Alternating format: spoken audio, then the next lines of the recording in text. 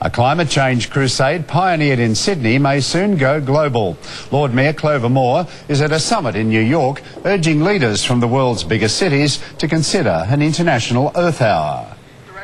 They're mayors of the 40 biggest cities in the world, including Sydney and Melbourne, standing together in New York's famous Central Park, promising to fight global warming. The mayors who stand before you here today represent 250 million people. But perhaps proof that talk can be cheap, even as the leaders vowed to save energy.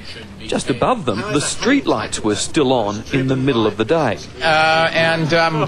Glad you brought that to the mayor's attention. New York, with its 8 million people, is one of the world's worst offenders. But its biggest problem, traffic congestion, is far different to Australia's greatest environmental threat: drought. It's very tragic that Australia is going through this. Hopefully the drought will end, whether that's part of global warming at the moment or just a wake-up call to all of us. Sydney's Clover is speaking at the C40 Climate Change Summit. We're all facing the same problems, the same issues, the same challenges, and we can learn from each other. All of the world's mayors are also being urged to join a Sydney initiative, Earth Hour, where a city turns off all its lights for an hour.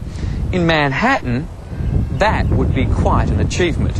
At one particular time across the world, we turn our lights off for an hour and link hands to say we are facing this greatest challenge we have ever faced, and we're facing it together.